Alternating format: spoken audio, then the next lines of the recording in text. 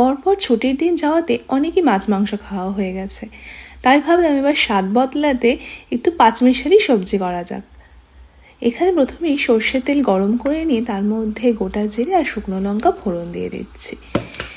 পাঁচমিশালি সবজি হোক বা লাবড়া, ছ্যাঁচড়া, চচ্চড়ি যে নামেই ডাকি না কেন, এটা খেতে আর স্বাদে দুটোতেই কিন্তু হয় অতুলনীয়।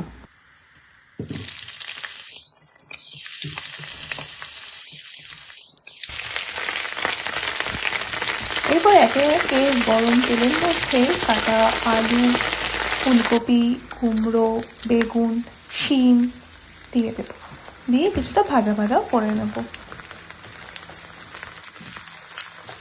আসলে মাছ মাংসের রকমারি পদ যেমন আমাদের খুবই প্রিয়, তেমনি মাঝে মধ্যে স্বাদ বদলের এই পাঁচমিশালি সবজি বা চচ্চড়িও কিন্তু দারুণ লাগে।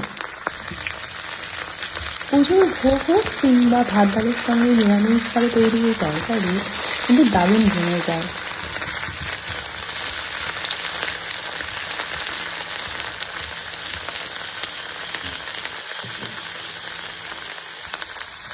হালকাভাবে ভেজে নেওয়ার পরে এখানে কিছু টমেটো কুচিও অ্যাড করে দিচ্ছি, আর এরপর দিয়ে দেব গুঁড়ো মশলাও।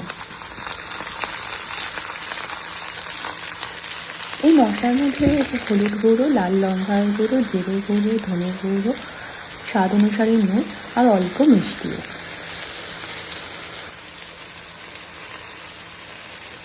মশলাটা দিয়ে ভালো করে কষিয়ে নিয়ে এখানে দিয়ে দেবো অল্প আদা বাটাও।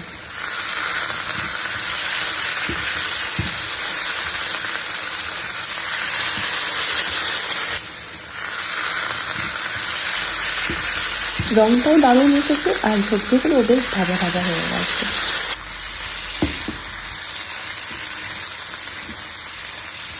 সবজিগুলোকে ভালো করে মশলার সাথে কষিয়ে নেওয়ার পরে এখানে আগে থেকে ধুয়ে পরিষ্কার করে রাখা পালং শাকও এখানে দিয়ে দিচ্ছি।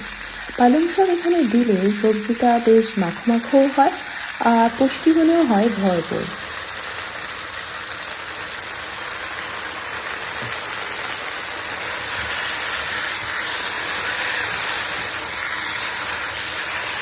যেহেতু আমি এখানে ফ্রোজেন গাজর আর মটরশুঁটি ব্যবহার করেছি, তাই আমি এগুলো একটু পরে দিয়েছি, কারণ এগুলো সহজেই নরম হয়ে যায়, শুধু দিয়ে একটু কষিয়ে নিলেই হয়ে যায়। আর এখানে আমি দিয়ে দিয়েছি কিছুটা গরম মশলাও। ব্যাস ভালো করে কষিয়ে নেবো। পালং শাকটাও বেশ মাখো মাখো হয়ে জল ছেড়ে দিয়েছে। দিয়ে দিচ্ছি এখানে খানিকটা ঘি। ঘি দিলে গন্ধটাই চেঞ্জ হয়ে যায়, বেশ ভালোও লাগে খেতে। তৈরি হয়ে গেছে আমাদের এই মিক্স ভেজ চচ্চড়ি বা লাবড়া, ছ্যাঁচড়া যেটাই বলা হয় না কেন,